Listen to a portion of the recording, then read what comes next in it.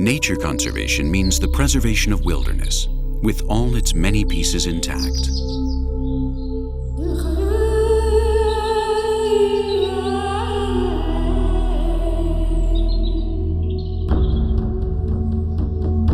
For decades, Kenya has fought for the preservation of nature, for the establishment of vast territories where wildlife can survive and thrive. But a fundamental piece in this puzzle has already been altered and will probably never be recovered.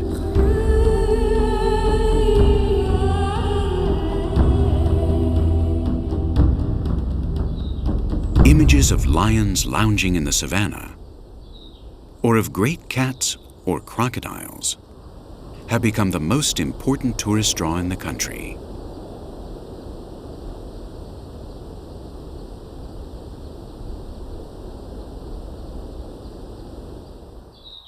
Even if we have never visited Kenya, we all have some idea of what it might be like. An immense reserve where we can see a spectacular wildlife show, the spectacle of nature.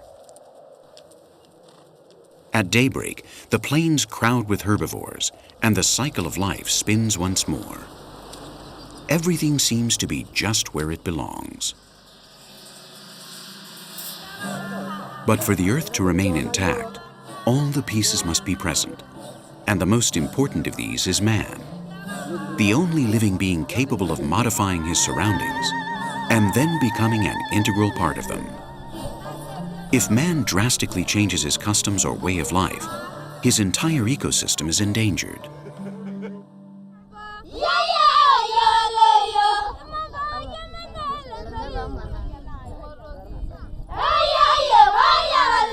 All people in all corners of the world evolve. They leave behind old habits and adapt to modern times. But how can ancient beliefs live side by side with advances made by a globalized world? What can the wisdom of tribal elders contribute in a world that is no longer theirs?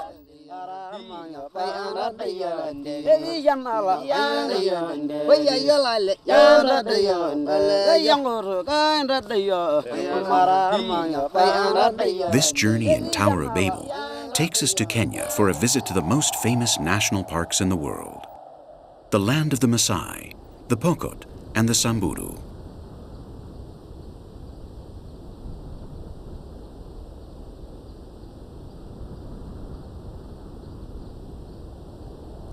Located in the Great Rift Valley, a geological fault that dictates the relief of all of eastern Africa, southern Kenya is an endless scrubby savanna where rainfall is erratic and droughts are frequent.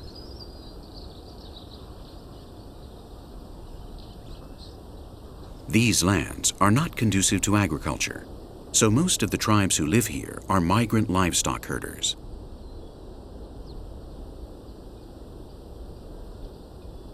There is no doubt that the most famous tribe of all is the Masai.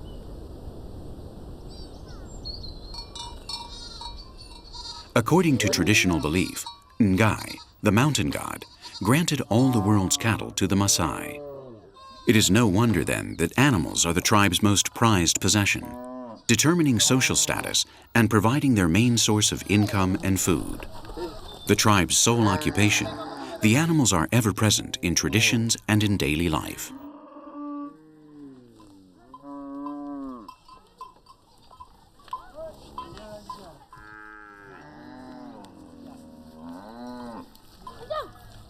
Masai homes are called bomas or manyatas. The families that live in each home are made up of a clan chief, his sons, and their wives.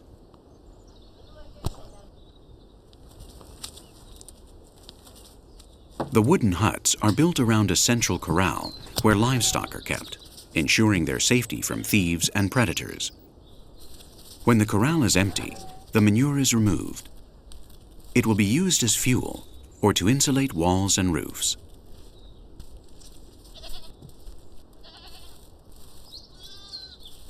Just a few kilometers from the great national parks, there are still families who keep to these ancient customs. They make the most of natural resources and maintain a profound respect for nature. But it is harder and harder to live as they once did.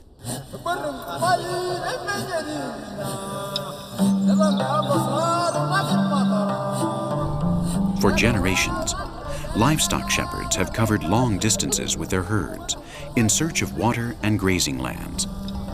This way of life came to be because of the need to continually move about with the flocks and to protect them. These nomads had a give-and-take existence with their animals. For centuries, this is the way things were. Until one day the borders appeared, the political limits and fences.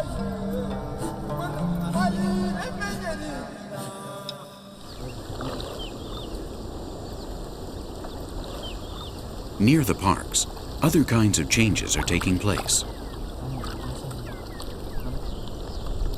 On the banks of Lake Baringo, a couple of fishermen struggle to understand why there are fewer and fewer fish.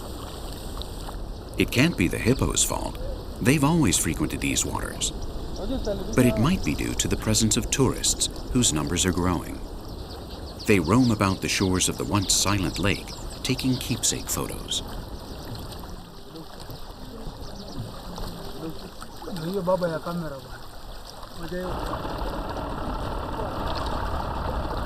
If these curious tourists knew that hippopotamus attacks are lethal, and that these dumpy animals kill more humans than lions or leopards, maybe they would be a little more careful.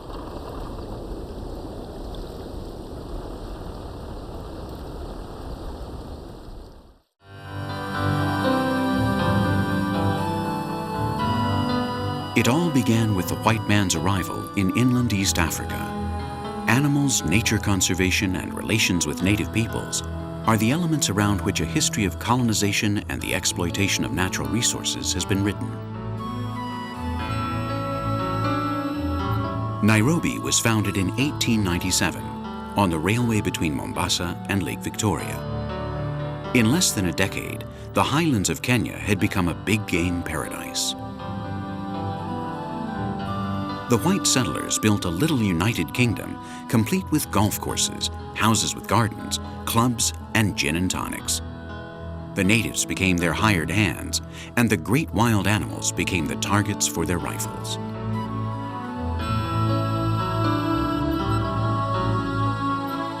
Back when the city was no more than a cluster of huts, closer to a military encampment than a metropolis, the most famous hunt of all time took place here. It was held in honor of U.S. President Teddy Roosevelt. The hunting party included more than 265 porters and came back with thousands of specimens, both dead and alive. The effect brought about by the media was overwhelming, and Kenya became a destination sought out by hunters from all over the world.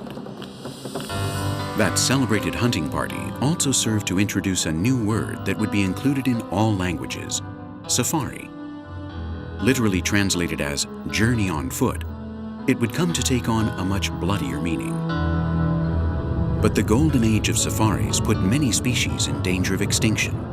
Illegal trafficking of hides, rhinoceros horns, and the valuable ivory from elephant tusks took off. Soon the first voices spoke out against hunting. In fact, the hunters themselves were the first to understand that exhausting the great herds of herbivores would quickly affect other kinds of wildlife, bringing an end to the business.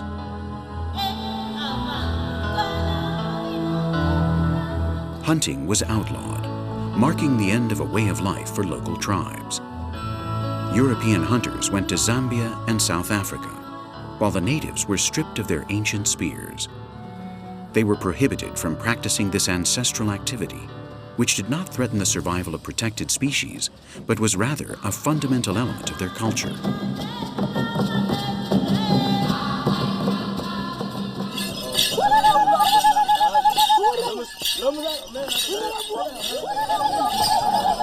Ritual animal sacrifices are a customary part of traditional celebrations.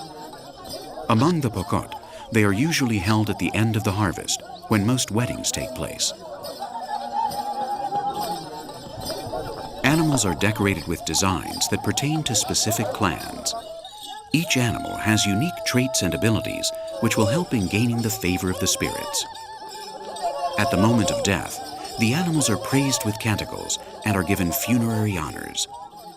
When an animal is sacrificed, an irreplaceable being is offered up. The pain of loss mixes with pride.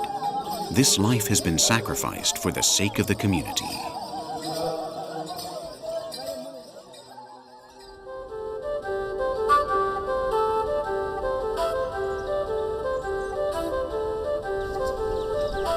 Like the Masai, the Pokot are keepers of livestock who have been forced to abandon their nomadic culture, adopting a more sedentary lifestyle. But this part of Kenya is not very fertile and is subject to long cycles of drought.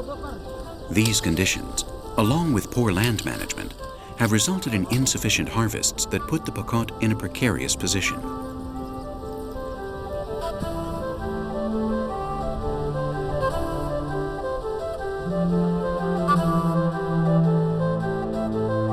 Over time, the villages have also changed.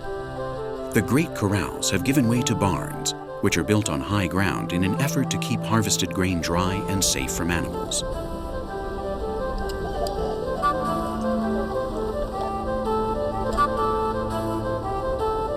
Pokot families cannot survive a bad harvest. More and more often, members of the tribe strike out for the suburbs of Nairobi in search of better luck. Their abandoned shacks are all that remains.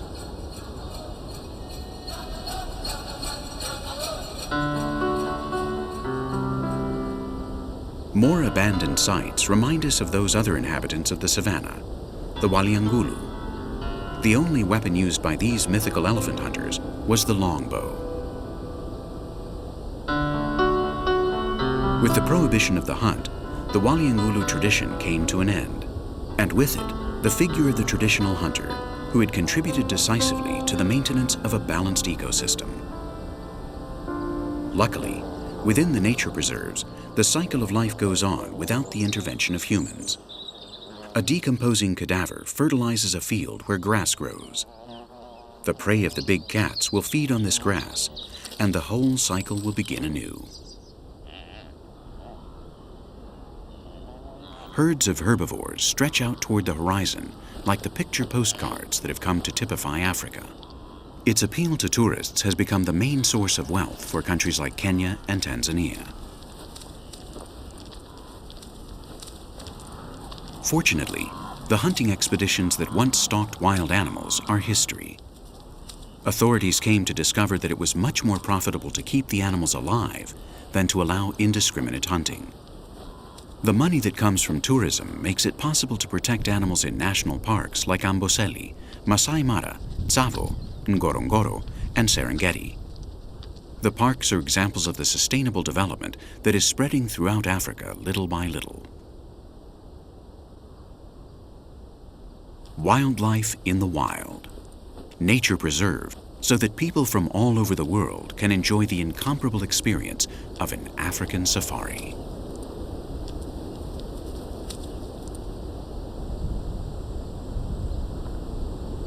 In the most frequented areas, the animals are used to the presence of humans. But even though visitors have come here for an unforgettable vacation, they mustn't let their guard down. Danger still exists. A powerful feline might be hiding in any of these thickets. Every year, there are accidents resulting from overconfidence.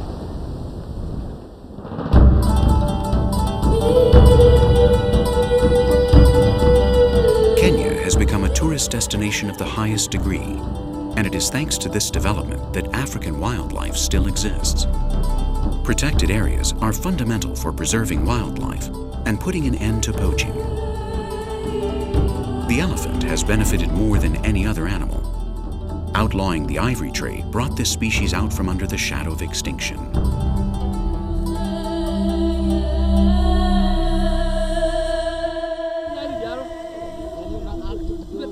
In spite of significant security measures and severe penalties, there are still people who are willing to pay large quantities of money for ivory from an elephant's tusk. That's why authorities get to work the second an animal is found dead.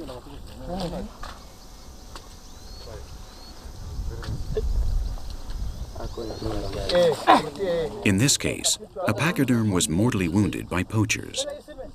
It entered park grounds before being captured by the hunters, breaking the chain of the illegal ivory trade. Come on. An adult elephant tusk can weigh more than 100 kilos. Ripping it out of the powerful jaw of a dead animal takes strength and skill.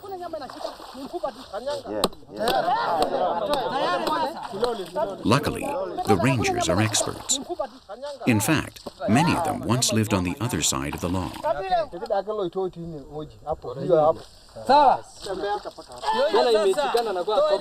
Sustainable development has provided new options for descendants of the Waliangulu. Those legendary elephant hunters have become the first line of defense for these animals.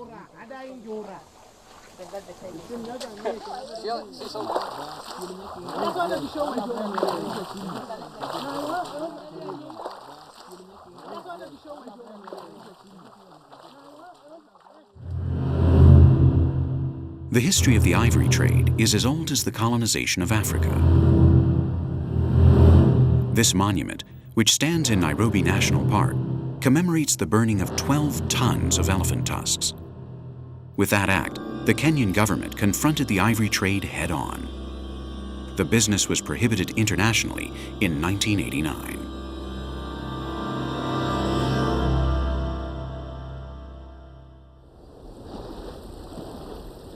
But the importance of elephants is not limited to the fact that their ivory is greedily hunted.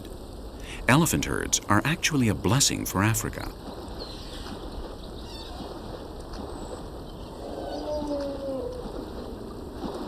A bull elephant can weigh up to 7 tons, making it necessary to eat as much as 300 kilos of fodder every day.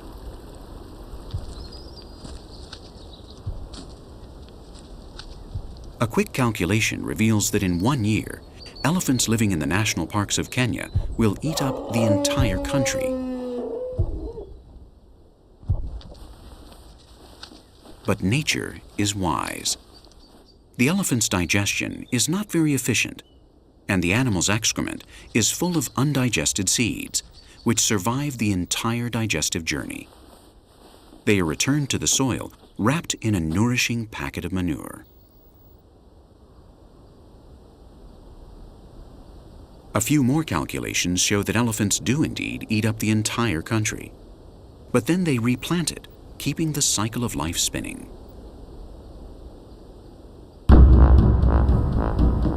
Traditionally, the migratory routes of these mammals made it possible for the forest to recover. Over the years, the grass and trees erased all traces of their path.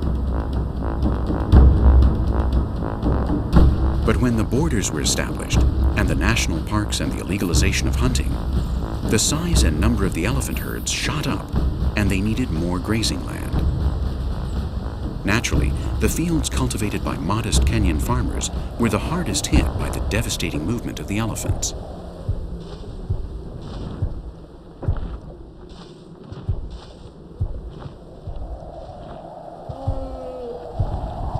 The movements of a majestic herd of marvelous animals protected under the law condemned the natives to hunger, because in the wake of an elephant herd, nothing remains.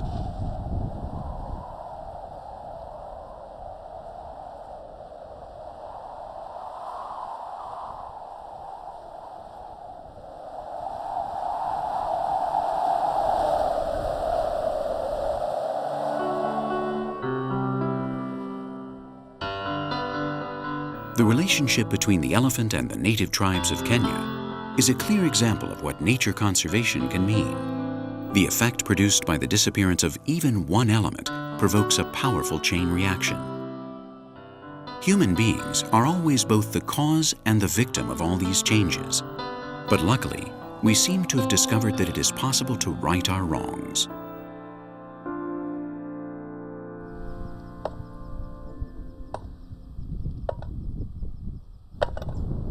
The figure of a lone warrior armed with a spear can be made out on the horizon. This was one of the images that fascinated the first explorers in Africa.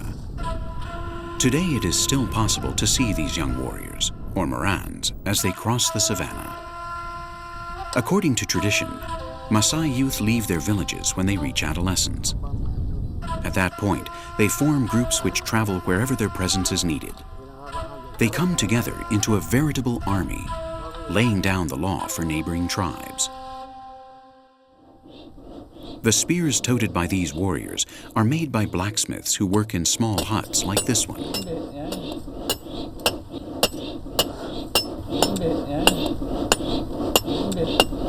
These expert weapon makers are quite respected in all African tribes. The quality of the weapons they make often determines whether or not a tribe will survive. The Masai arrived here in the 15th century. Thanks to their superior weapons, they triumphed over local Bantu tribes. Masai lands stretched from northern Kenya to the south of Masai Mara in Tanzania.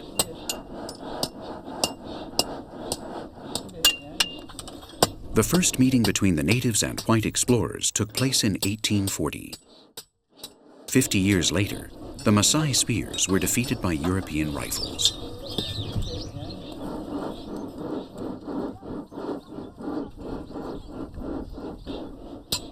With the illegalization of hunting, the blacksmiths have turned to making farming implements. They still have the skills, though, to craft the fearsome Masai spears.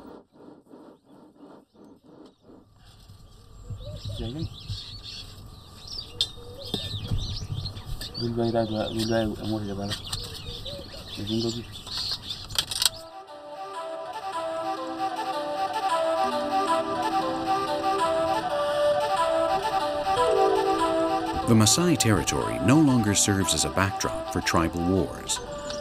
The lands are now split between two countries, Kenya and Tanzania, which are home to the national parks of Masai Mara to the north and Serengeti to the south.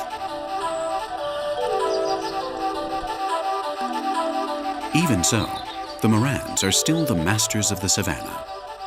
This piece of Africa belongs to them. The roots of their legacy and culture run deep throughout this territory, and so the Masai warriors are doomed to defend it.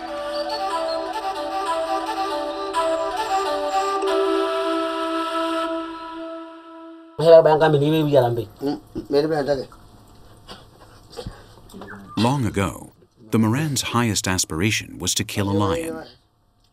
Taking down the king of the savannah brought them honor and glory.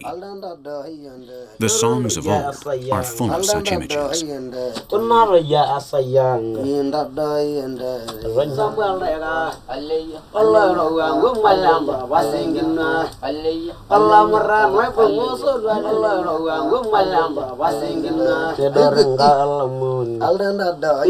The gossip that spreads throughout the savannah is also full of these rumors. Every year, people talk about some remote spot where a Moran went head-to-head with a fearsome lion and won.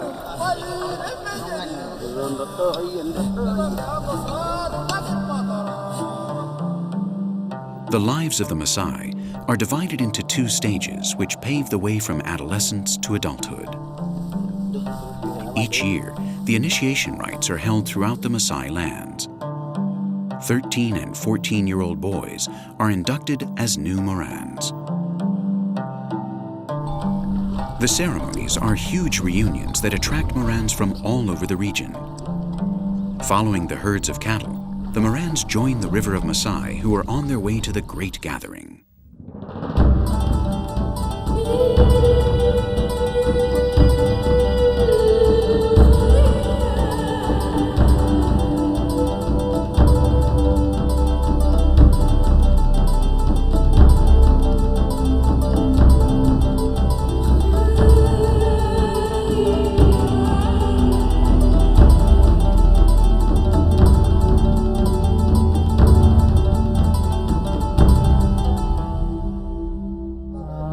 Like the Masai, other tribes in the region, such as the Samburu and the Pokot, have held on to their ancient traditions.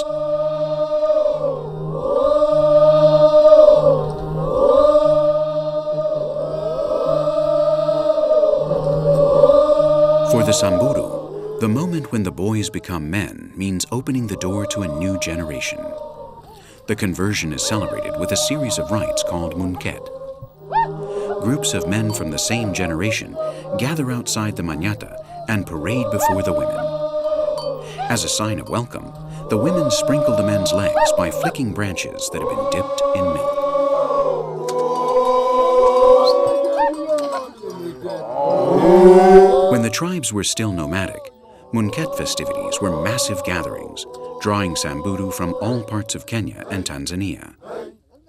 But the barricades that have existed for decades now have greatly limited their ability to travel great distances. Even so, the brightly colored clothes, the rhythm of the dance, and the fervor seen even in the elders who participate in these celebrations keep alive the hope that these ancient rituals will endure.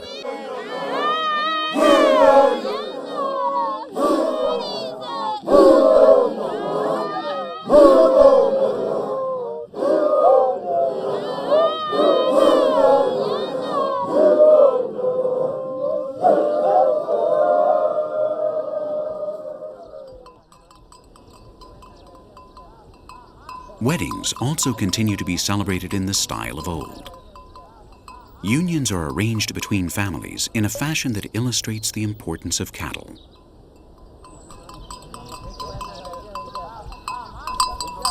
Accompanied by his best man, the young groom approaches the Manyata of his future wife. He will deliver the dowry that was agreed upon long ago. Traditionally, marriages were an economic exchange. In this case, time has brought new customs. And although arranged marriages have not totally been done away with, more and more young people are freely choosing their own spouses.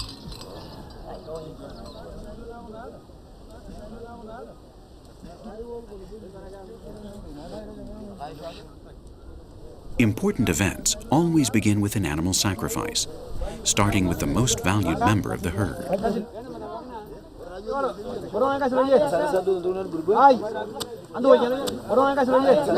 Traditional Samburu, Pokot, and Masai celebrations and beliefs have many elements in common.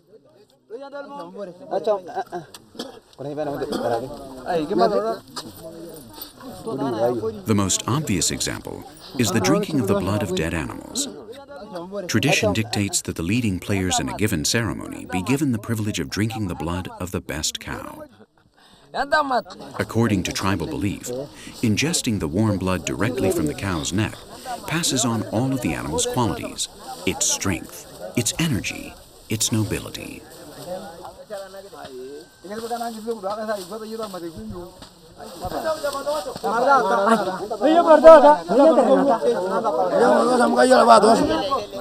During the Munket, the young initiates will drink blood directly from the cow's neck for the first time. At wedding celebrations, this honor goes to the groom.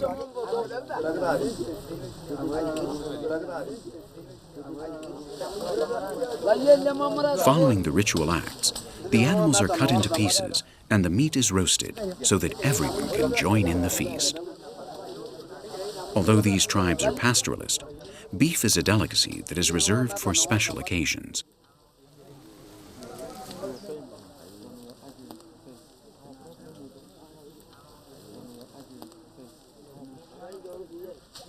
Wedding celebrations are mere formalities here.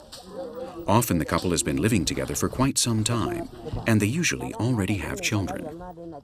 Even so, the ceremony itself only takes place once the groom has gathered the number of animals specified in the dowry agreement.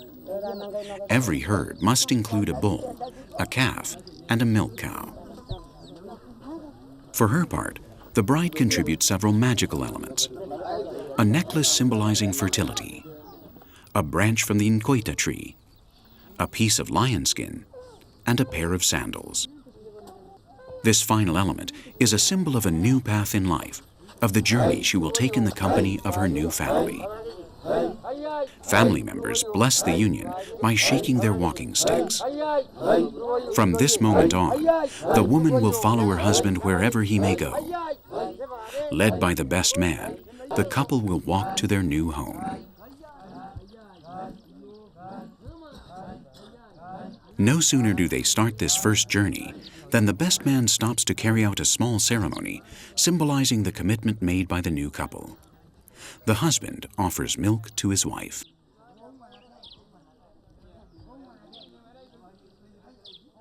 From now on, he will ensure the well-being of his wife, and she will follow him faithfully and try to grant him many heirs.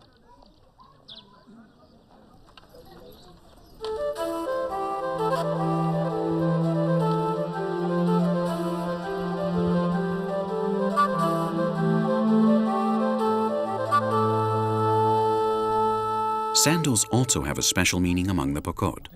In fact, they are used as oracles. In all matters related to travel, trails, and the discovery of things and beings, sandals have a certain magical power.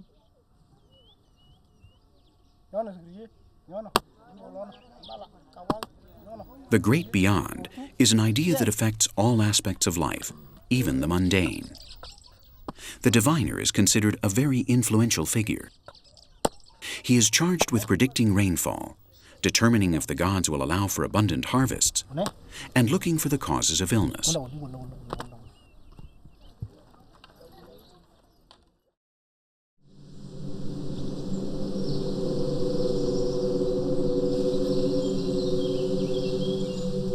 But in spite of constant intervention from the spirit world, the Pokot are not going through a very abundant period.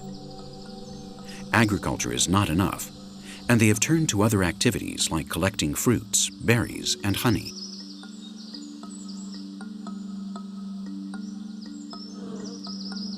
Without any kind of protection, feet bare and hands uncovered, the beekeepers harvest the honey.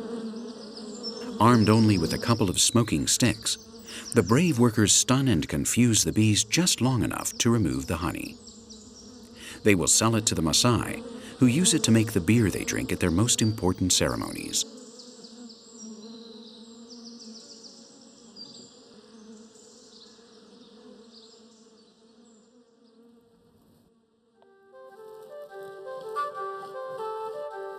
Just like their neighboring tribes, each Pokot life is divided into different stages.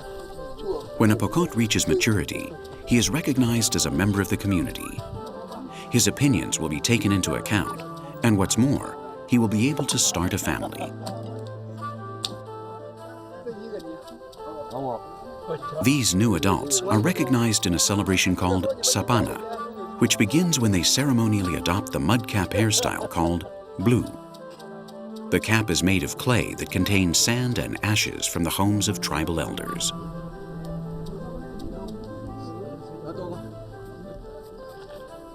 After spreading the mud on with a spatula, and before it dries, a variety of ornaments from each family or clan are added.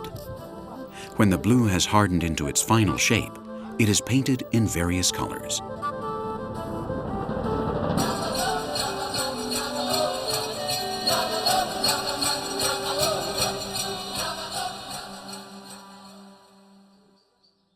Pokot women do not participate in tribal decisions.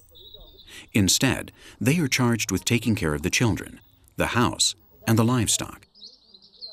And as if this weren't enough, their beauty is judged against their cattle. According to a saying which is often used in the community, cattle are more beautiful than women. It is even considered a compliment to tell a woman she is as lovely as a cow.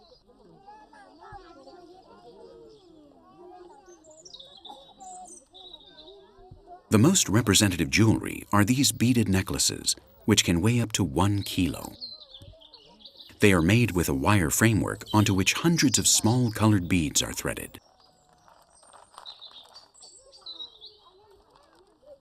New necklaces are made for every occasion, but the beads themselves are not new. They are passed from mother to daughter.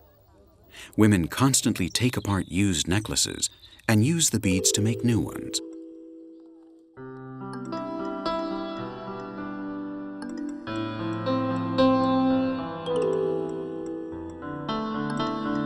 Necklace designs are an indication of the standing of each woman, which clan she belongs to, whether she is married, and whether she has children.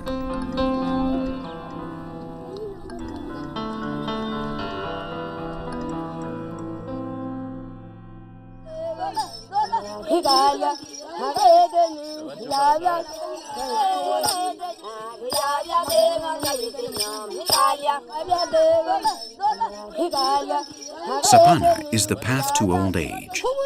It brings together all the philosophies of the Pokot people and is a long process that begins in childhood and ends after death.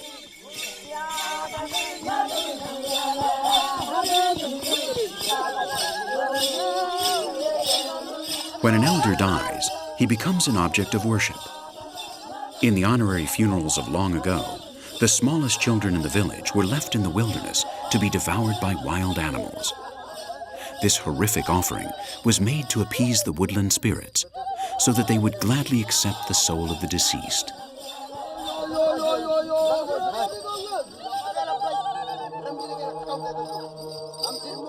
The elder's spirit is transformed into an intermediary between the gods and humans. Animals are sacrificed in his honor in order to obtain his assistance.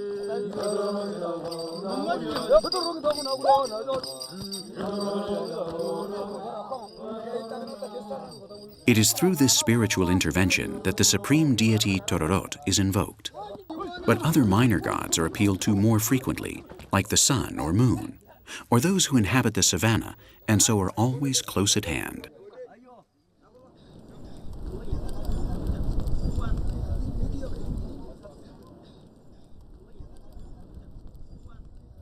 The invocation of each spirit requires a ritual that consists of a series of elements. In this case, the message from the great beyond will be read in the flames.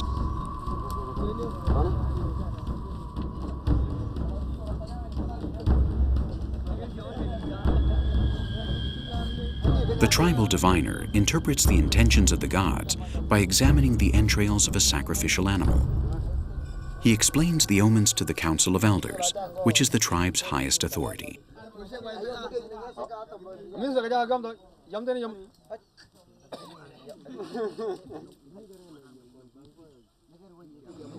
If the omens are not favorable, the diviner will appeal to a deceased elder, pouring sacrificial animal blood over his tomb.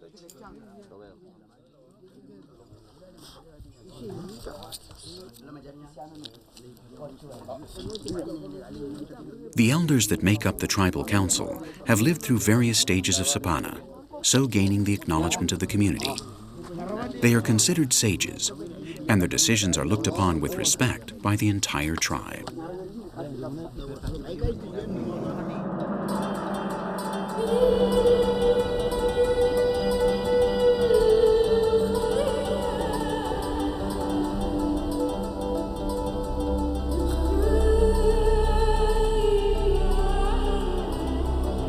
From up in the air, it is impossible to tell where Masai Mara ends and the Serengeti begins.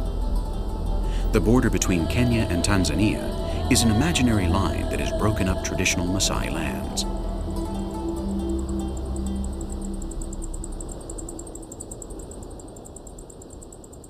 We are about to take part in a traditional celebration to be held in one of the many Manyatas found between these two countries.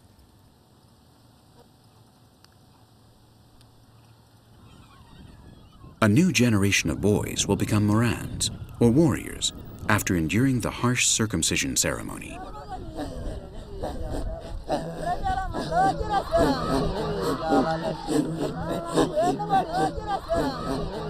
Traditional celebrations still maintain the significance they've always held and are attended by a great many young men. From the moment they arrive in the village, they flaunt their strength and agility in an effort to impress the women.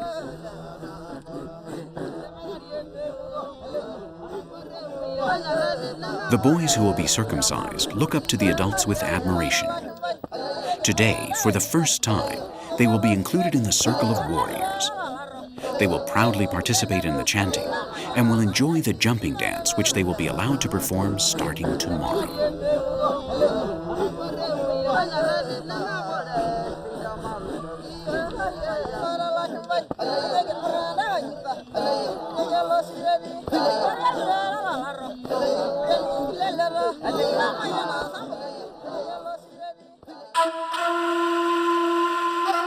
The Alamoratani wait just outside the village. Part priest, part surgeon, they are in charge of leading the ceremony and carrying out the painful circumcisions on the adolescents.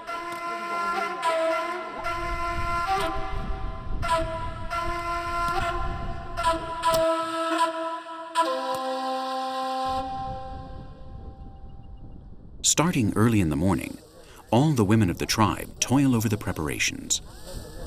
They leave the village to gather branches. They will use these to make the cots where initiates will rest after undergoing the procedure.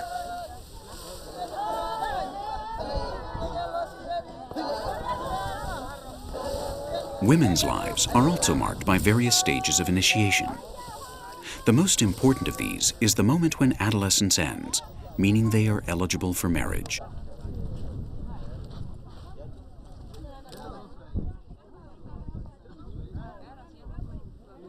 Ceremonies like this one are even more special for adolescents. Here they will establish future ties and have the opportunity to get to know young people from villages all across the region. The women finish up with their preparations, getting the huts ready where the new Moran generation will recover from their first wounds.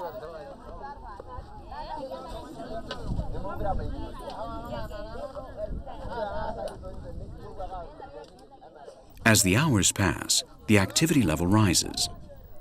For 2 days, the Manyata will become a meeting point for all the Masai clans. The initiation ceremony begins with the head shaving.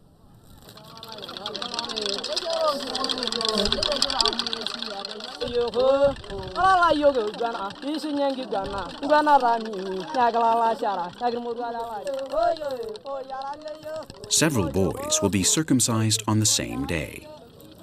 They will form a group whose ties of camaraderie and friendship will strengthen throughout their lives. The boys stick together and cheer each other on, giving each other courage.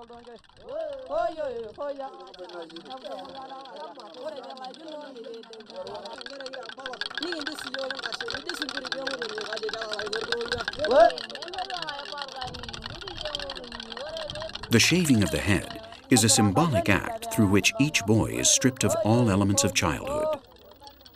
This prepares him to accept whatever the future has in store.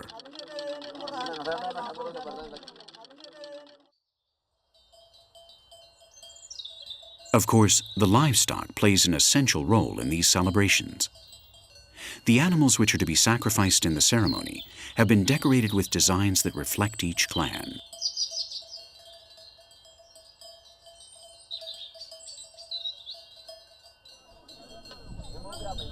While the boys are being shaved, the Morans get to work collecting a fundamental element in every Maasai ceremony: animal blood. This is probably one of the most representative images from Maasai culture. Using a special lance whose point has been filed down so as not to mortally wound the animal, the jugular is pierced and the blood is collected in a gourd. A mixture of blood and milk from the cow is considered to be the best way to nourish the boys after the circumcision.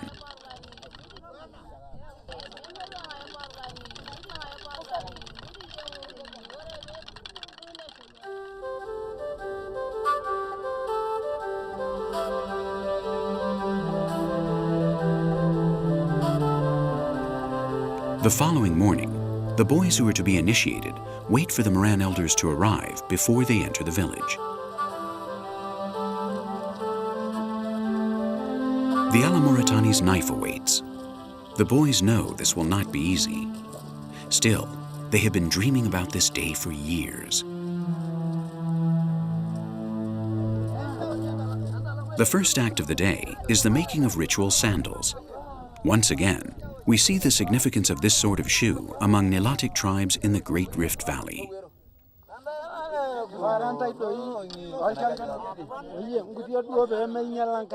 This ancestral tradition can be related to the nomadic character of the Maasai people, and with the impending moment when the initiates will leave their homes to wander through the wilderness for long periods of time.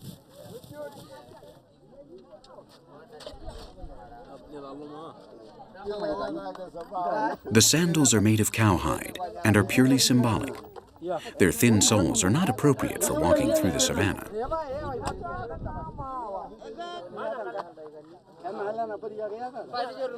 Once the sandals are finished, the Alamoratani bless them by spitting on the boys' feet.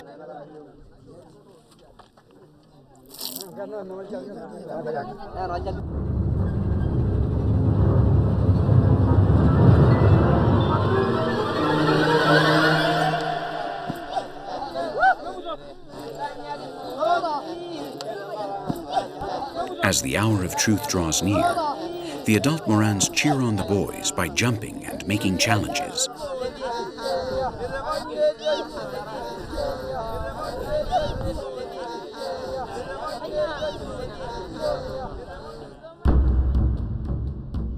The Alamoratani works quickly, bringing an end to the initiate's childhood. In this moment, a child dies and a warrior is born. The first thing he will have to do as a warrior is to recover from his wounds.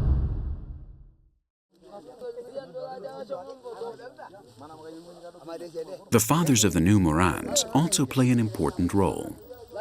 For them, the procedure is not quite as painful. They simply shave their mustaches and eyebrows and dye their hair with animal fat. A ceremony is carried out in the presence of the elders. They bless a series of objects that represent the acquisition of wisdom and maturity. A spear, a gourd, and most importantly, the small wooden stool which they will use at meetings with the tribal chiefs.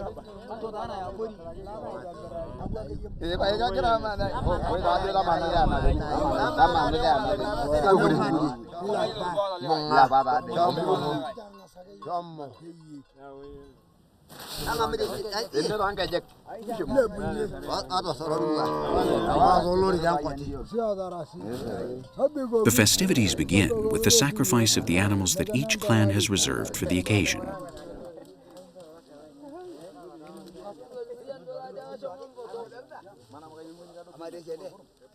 It is the Morans who kill them, skin them, and prepare them for the feast. But first, they will enjoy what they consider to be a great delicacy: warm blood drunk directly from the dead animal's neck.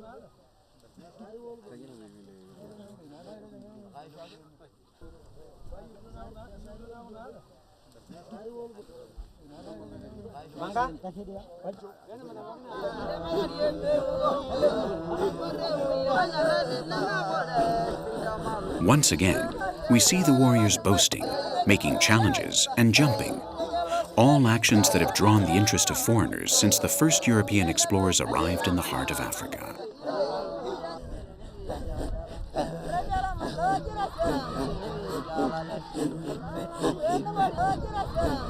Few African people have managed to create a legend that can compare to that of the Masai warriors. Their attire, their adornments, their beliefs, and their way of life are the cultural heritage of a people. As it is for so many others in Kenya and throughout Africa, their future is uncertain. The image of an empty and lifeless savanna is unthinkable.